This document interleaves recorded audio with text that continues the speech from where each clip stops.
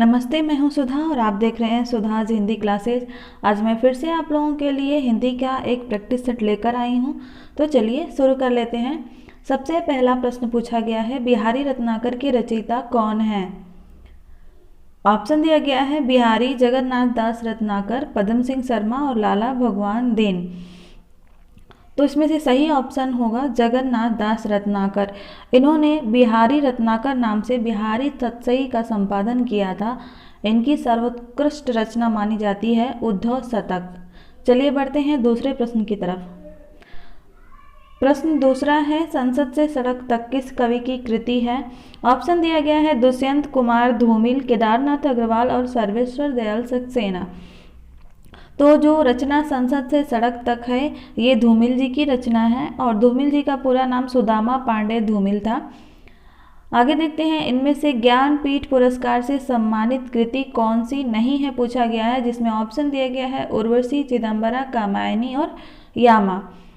उर्वशी के लिए 1972 में रामधारी सिंह दिनकर को ज्ञानपीठ पुरस्कार मिला था। साथ ही साथ सुमित्रा नंदन पंत को चिदम्बरा के लिए 1968 में ज्ञानपीठ पुरस्कार मिला था और महादेवी वर्मा जी को 1982 में यामा के लिए ज्ञानपीठ पुरस्कार मिला था। तो कामायनी जो है इसका सही ऑप्शन होगा। आगे देखते हैं, पूछा गया है कामायनी में कितने सर्ग हैं? 10, 12, 18 और 15। तो कामायनी में 15 सर्ग हैं जिनके नाम मैं बोल देती हूँ।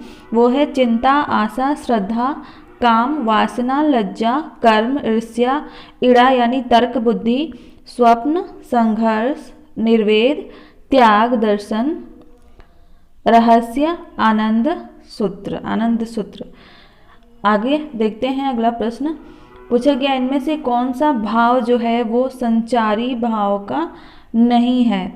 ठीक है, तो भय जो है वो संचारी भाव नहीं कहा जाता है, वो अस्थाई भाव है भय। बाकी चिंता, व्याधि और अपस्मार जो है संचारी भाव कहे जाते हैं। अगला प्रश्न देखते हैं, क्रोध किस रस का स्थायी भाव है? तो क्रोध जो है रौद्र रस का स्थायी भाव होता है।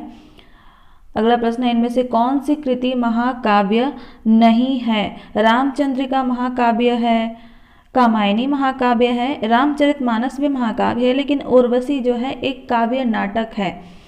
आगे देखते हैं, सही वर्तनी वाला शब्द हमें छांटना है। तो इसमें से ऑप्शन सी ऊ, छोटा ऊ है और डबल ज आधा रहेगा, व ल उज्ज्वल। ऑप्शन सी इसका सही होगा।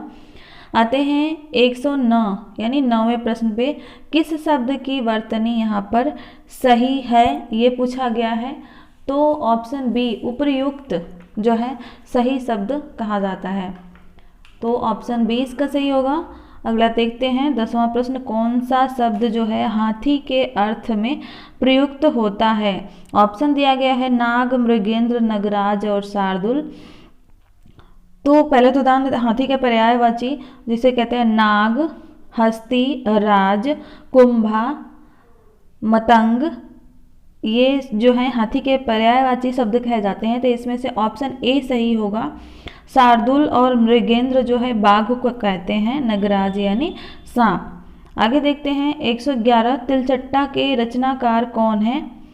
तो ये क्वेश्चन मुझे गलत लग रहा है, आप कमेंट करके बता सकते हैं। मुद्रा राक्षस में एक छोटा सा पार्ट है उसमें तिलचट्टा आया हुआ है, तो इस तरह से यहाँ पे मुद्रा राक्षस कर सकते हैं, ऑप्शन बी इसका कर सकते हैं। आगे देखते हैं 112, कोणार्क नामक नाटक के रचयिता पूछा गया है कि कौन है? तो कोणार्क जो है जगदीश चंद्र माथुर जी का एक एकांकी था, नाटक था, एक अंक का नाटक जिसे एकांकी कहते हैं। ऑप्शन ए सही होगा।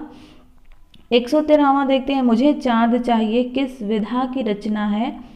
तो मुझे चांद चाहिए जो है एक उपन्यास है सुरेंद्र वर्मा का। ऑप्शन डी इसका सही होगा। 1996 में इन्हें इसके लिए साहित्य अकादमी पुरस्कार भी मिला था। आते हैं अगले प्रश्न, खंजन नयन किसकी जीवनी पर आधारित है? तो खंजन नयन जो है एक उपन्यास है, सूरदास पर आधारित है, जिसे अमृतलाल नागर जी ने लिखा था। अर्धनारीश्वर उपन्यास के लेखक कौन है पूछा गया है? तो अर्धनारीश्वर जो है विष्णु प्रभाकर जी का है। 16वां प्रश्न है कि कविता क्या है? निबंध के लेखक का नाम छांटना है। तो पहला ऑप्शन है डॉक्टर नगेंद्र और दूसरा ऑप्शन है आचार्य रामचंद्र शुक्ल। तीसरा ऑप्शन है हजारी प्रसाद द्विवेदी और चौथा ऑप्शन है डॉक्टर विद्यानिवास मिश्र। इसका जो सही होगा वो है रामचंद्र शुक्ल जी। अगला प्रश्न देख लेते हैं, जंगल गाथा किस हिंदी कथाकार की कृति है? तो जंगल गाथा जो है नमिता सिंह की कृति है। अगला प्रश्न देखते हैं, चल खुसरो घर आपने किसकी रचना है? तो ये जो है मिथिलेश्वर जी की रचना है। 119 यानी 19 प्रश्न संख्या, समांतर कहानी के प्रवर्तक कौन है पूछा गया है। तो समांतर कहानी के जो प्रवर्तक कहे जाते हैं वो कमलेश्वर जी कहे जाते हैं। 1972 से इन्होंने समांतर कहानी के लिए आंदोलन करना शुरू किया था। आगे देखते हैं 20वां प्रश्न, कौन सा उपन्यास हजारी प्रसाद द्विवेदी जी का है? तो हजारी प्रसाद द्विवेदी जी ने लिखा था चारुचंद्र लेख। ऑप्शन बी सही होगा। राग दरबारी जो है श्रीलाल शुक्ल जी का उपन्यास है और बंद अंधेरे कमरे में जो है मोहन राकेश की रचना है। गुनाहों का देवता जो है धर्मवीर भारती की रचना है।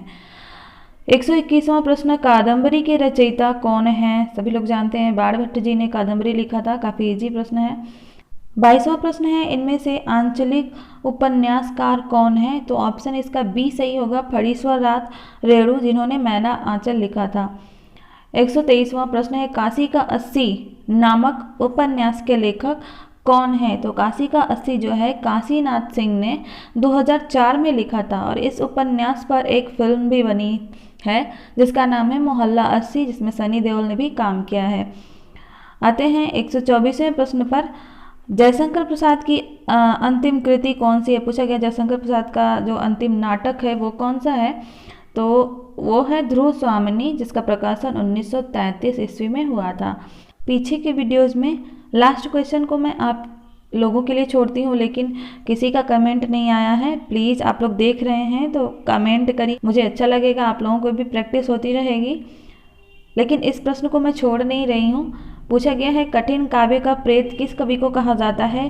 तो केशव दास को जो है कठिन काव्य का प्रेत कहा जाता है।